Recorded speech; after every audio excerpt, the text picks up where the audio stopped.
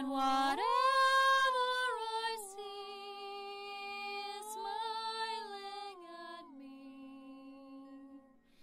Love is who I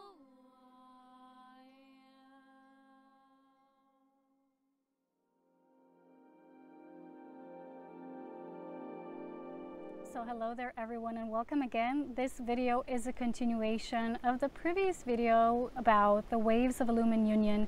This will be more about the multidimensional twin soul experience, because we have been talking about perceiving the whole twin flame as an outward experience and manifestation in life. And I want to invite you to take a deeper look in what it means to create a twin soul experience in the physical realm through the experience of the inner planes first, and kind of like experimenting with multidimensional facets of who we are as beings of light and love in creative form in all life, as you know, as we know it, but then specifically focused on our own being, the identity of our own creation version of the self. So I want to invite you to go with me on this journey today to kind of expand or broaden your horizons, your visions of what does it truly mean to have a multidimensional twin soul experience. So I've just finished rereading the whole beautiful book, Bringers of the Dawn from Barbara Marciniak, and there's also a section on igniting the eternal flame, and it also mentions the whole twin flame experience. And they say, just the way that I've been teaching for all these years, sharing on my journey of illumination, that the twin flame is really an inner alchemy of integrating the divine masculine and the divine feminine, or the feminine and masculine principles of creation that is held at the creation level within ourself, within our being, whether we are a man or a woman, it doesn't matter. So this is first an inner alchemy journey of soul integration. What we would then, in the stages to come, once we do that work, and it really can be true only when we do that work, otherwise it's an experience of projection, not source mirroring, that I've shared with you in the source mirroring program of twin soul consciousness. And the projection is what seems to be, because it's created through our own experience, but is not necessarily that which is true at the level of the light quotient or the light potential in our creative expression of what we're currently embodying.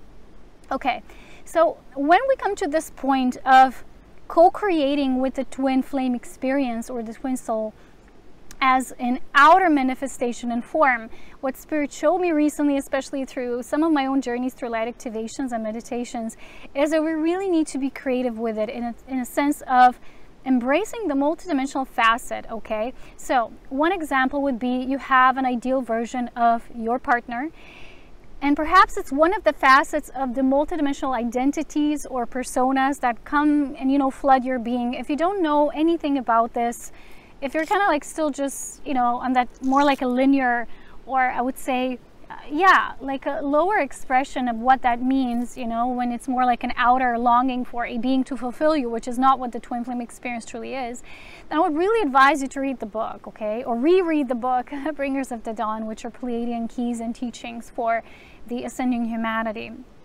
Okay, so when we understand that, when we've done this integration work within ourselves, and we have kind of created the synthesis, when all of these identities that we are simultaneously living, because as the family of light members or volunteer souls or pioneers or whatever we wish to call ourselves, it doesn't matter, each on our own position that we're holding here on the planet, and of course cosmically as well, we each take our own stand. We each have this multiple experiences that are kind of like archetypes. They're divine archetypes that represent what can be expressed as a potential and then manifest in form when we're, you know, let's say we're inhabiting these bodies, and we're now changing and altering the exact human experience. So we're altering the human genome through human polarization, coming into unity. Okay, what this means is that at this point of synthesis, we're going to have to start being creative with these multiple versions of the self, or multidimensional experiences. And here is where I will start sharing my recent meditation experience. So I wanted to have, because the guidance was that now it's time to start daydreaming, which means bringing the facets of what we might call the future self, or the more expanded self, or the self that's already more evolved, and bringing it in, fusing it with this reality now. So it's almost like you're fishing for that, and you're bringing it into your physical embodiment. Okay, you're bringing it into this now. And this will be done through these archetypes that we need in each moment. So instead of saying, oh, I want my partner to be like this and that, and I want to do this and that with them, and you have a certain vision, and it either doesn't come true or it comes out as a different expression, or, you know, as for many of us who are in the path of Illumined Union, this is still experienced inwardly before that leap jump in consciousness is experienced as a physical manifestation as well. So Spirit has shown me that it's not enough now to be aware that we have these multiple selves, that as multidimensional masters we have just so many components of who you are. So instead of, you know, when you feel a certain feeling or you feel a certain way or trapped in just a certain reality framework, and you say, oh, I don't wish to be here, or this is not the way I experience life, you're actually tapping into the multiple selves that are already expanding in so many directions, but you have now a centered or focused presence in your body, in this vehicle, while simultaneously you're operating within a multidimensional framework. That's the thing. But we all talk about multidimensionality, and yet there's a few people on Earth right now, as Spirit is showing me, that are literally infusing themselves through their multidimensional aspect, and that are actually fueling their experience this way and creating this leap jump in frequency. So what we're required to do, instead of really pondering on or, you know, pining over what is not here or what is not our ideal, and this is what we talked about in the previous video, what we're gonna start doing is being a little more creative with the multiple self, or the, you know, the multiplicity of self, the multidimensional self essence. So what we can do is get really down and creative. And recently, through my meditative experience, I was shown these potentialities, and it's about learning to feel, because we have so many aspects. We have different dimensional or different frameworks of experience, and we hold potentialities of life on all of these, and yet somehow we're also operating with the synthesis that we're now bringing here on Earth. So the synthesis cannot be completed without tuning into all of these aspects. So we were functioning so much through what we call the light or the information process. So infusing ourselves with light. Now it's time to truly get into the love factor, which is creativity. And the first aspect of creativity begins at the essence level, which is the inner realms, and mastering the inner realms, the inner planes of being, so that we can bring that to the level of physical manifestation. It's not the same as daydreaming in a sense of, you know, you're fantasizing about things, because when we fantasize about certain things, they're coming from the mind. This comes from the essence of the soul, and you will know the difference, because when we fantasize, it's almost like you're trying to force the images to occur, or force, like when you're viewing something, you're trying to force the outcome. It's almost like in our own reality, right? We want to force the outcome to happen a certain way, the way we want it. In daydreaming, which is more of a creative imaging, this is how I call it, or how Spirit calls it in my name, we are simply unlocking certain vibrational keys that get us into certain states of meditation that take us directly to that connection we have, the connection with our inner planes. This is our planes of creative imaging or creative envisioning. And when we do that, we will feel the multiplicity of selves. And I'm going to share with you the recent meditative experience I've had. You can practice something similar, or, you know, you can even do the same if that's what you're called to do. Okay, so I'm going to share this with you right now. Okay, so here we go.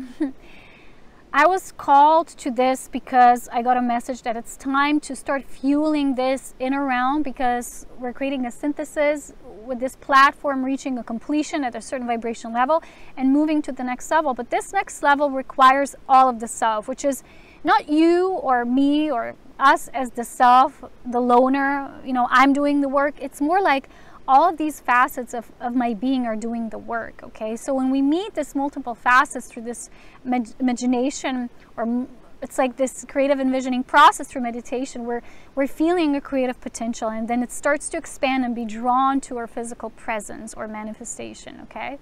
So what I was creating is, first it was an intention to connect with this multidimensional experience, but it was actually very spontaneous, because everything in my life is somehow through Spirit, it's orchestrated very randomly, and later I get the whole bigger picture. And this is probably how it works for most of us, okay?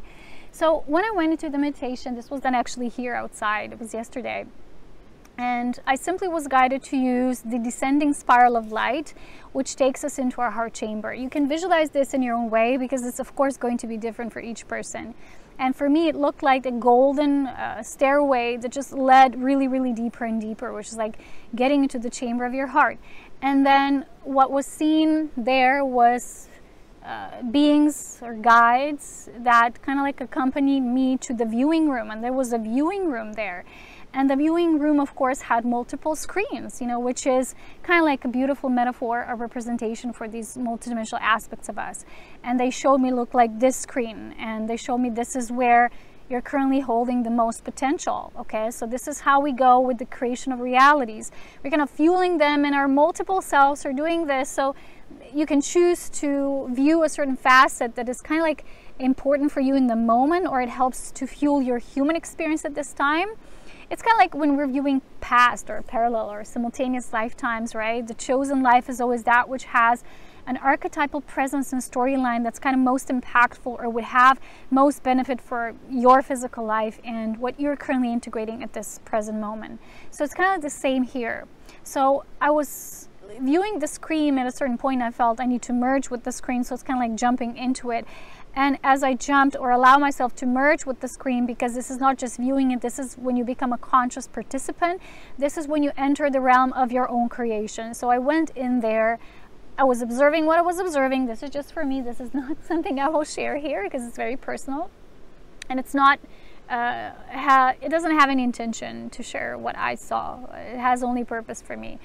So when I was viewing that, it was about the beloved, okay? So when I'm at that aspect and everything that we felt together, we've kind of like created on that canvas, okay, of divine creativity, felt still very ethereal, very like out of this world, beyond time. You know, it was like on an island, and this island was outside of time. It existed outside of time. So when I said goodbye to that reality, I said, now I have to go and move on. There were a few messages that I've gathered along, you know, before I've exited. And it was kind of like I've shifted or morphed into a mermaid. And, you know, these are mystical creatures that also can transcend many realities or, you know, bleed through the experiences. And so as I was a mermaid, I again started, instead of before I went down through the descending spiral, now I went up, you know, like dolphins do. They go like this in these spirals. So I was taking up again, you know, looking up. So this is how we work with our subconsciousness. These archetypes open dimensional doorways or keys that help us to access that potential, okay? So they're kind of like creative codes that we choose, and these archetypes to access a certain way of feeling, and through that feeling we start to bring that or fish for that and to bring in more and more into this physical reality, because to have that twin knowing as the ultimate, you know, this is the ultimate means that exists in all of these realities. Your essence and their essence as one is interchangeable, and yet it doesn't change form, because in illumined presence it's highest form of existence. But through these different levels, you're kind of shaping or morphing through it. It is changing its story. It's changing through various experiences you might feel, and the feeling center, of course, connected with our emotions, is what unlocks our potential for spiritualization, because the emotional body, as you know, also as bringers of the dawn will say, it's the connection, direct connection with our spirit body, okay, just as our mind is with the physical body.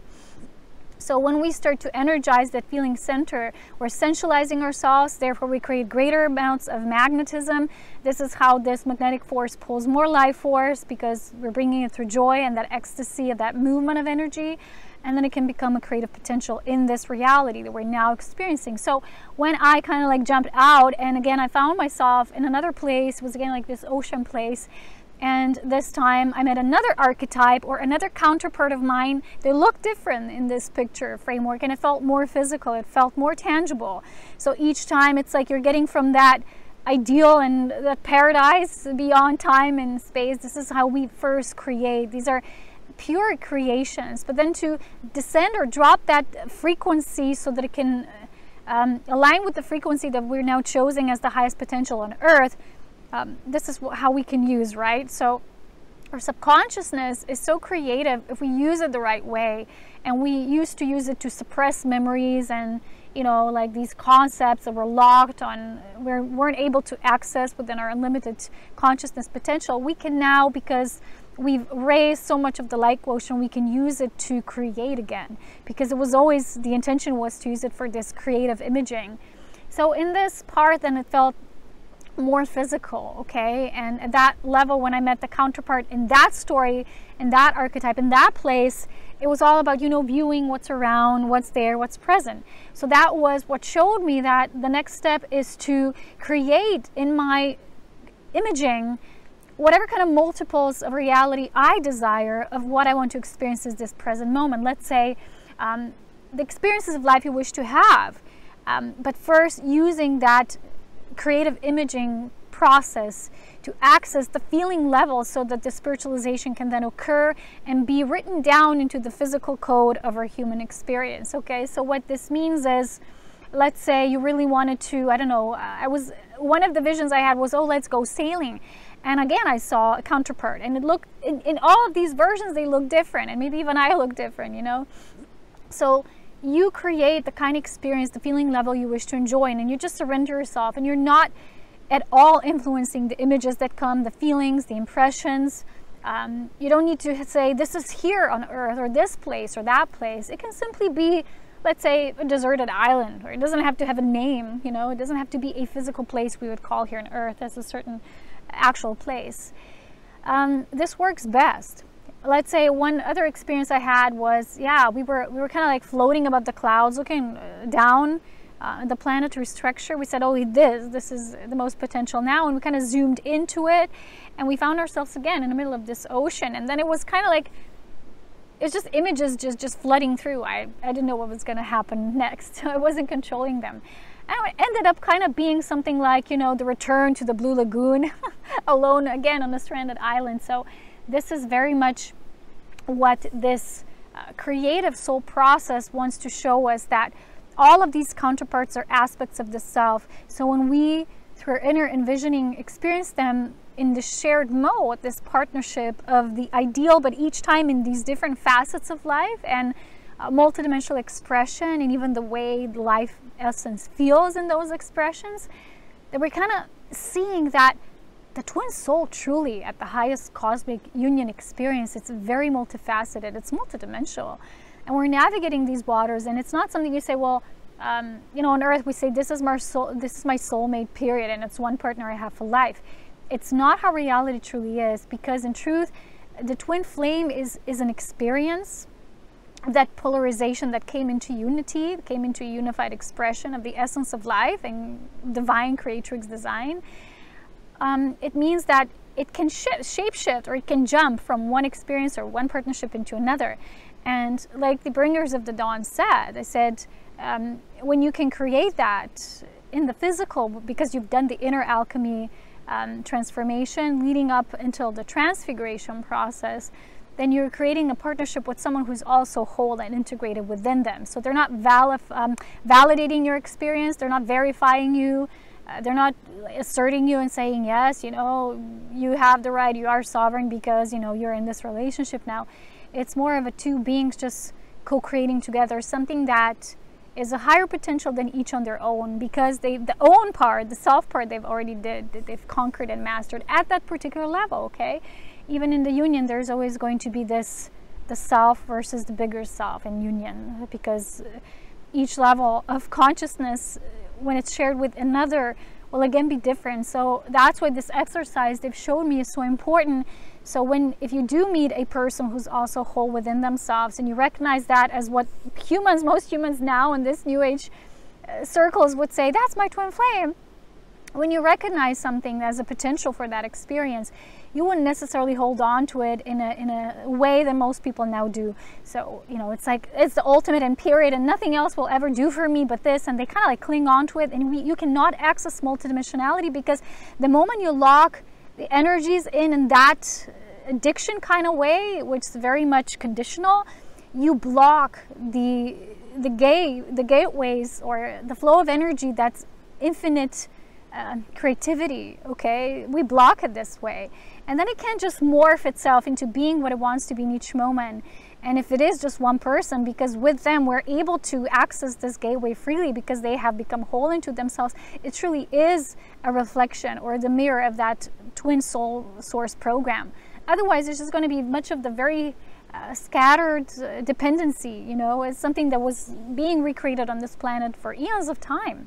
And now we want it to be structured within our sovereignty, within knowing our integrity and that alchemy of integration process, divine feminine and masculine.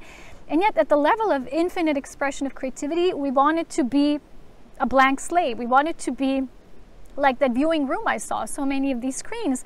But then you're at this time and this potentiality led to a certain screen. So I've had experiences in life when a lot of my travels were, as always, they were inward travels. Let's say something pulled my attention and it was, let's say, a certain physical place that activated me in that moment. I didn't, you know, need to go physically there to that place, but that place activated me. It brought something within my psyche that wanted to resurface and a spiritual gift was developed. This is very similar, except that what you're doing is you're doing it in a co-creative partnership already. You're doing it in the way that in each of these segments of multidimensional versions of you, you meet your counterpart. And it's like you meet them again and again, and through them you meet the new aspect of the self. Let's say you meet an aspect of yourself that's a surfer and you've never surfed before in your reality, and through that inner consciousness expansion you expand into an open place. And maybe one day in your life, if it's meant to be, you're also, you know, it's like, how do I learn to surf so fast? What happened? Or how did I learn to speak that language so fast? It's because we're kind of drawing that which already is from the multidimensional pool of the existence into our experience. It's kind of like that show, you know, it just ended this year. It's called Sense8, and it's about these beings who are kind of like an oversoul cluster, and they're all connected, interconnected, or interdependent upon each other and also their gifts. So if someone is in trouble, they call for the other one who has that gift. They come, they fuse within their body, they're fused with their soul essence, and they kind of work through them. They operate their consciousness, which truly is just a collective consciousness within their greater pool of awareness, and together they kind of have this greater vast pool of resources to share between each other. It's kind of similar, except this is not like a physical being with another physical being, but it's a transfer of consciousness through this multidimensional realms.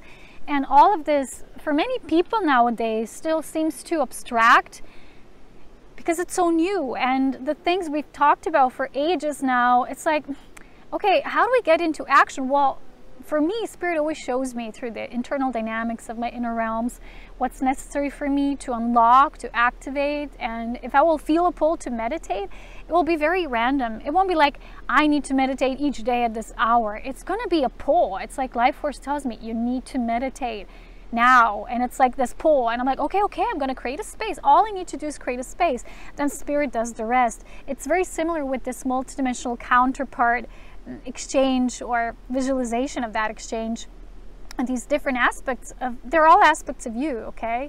I've never went sailing as well in the physical life, but I went to sailing here. It's like in my creative imaging, it felt so real. It was like there's an aspect of me that already knows this experience, so when I kind of like pull the energy towards that fusion, I bring that about, you know.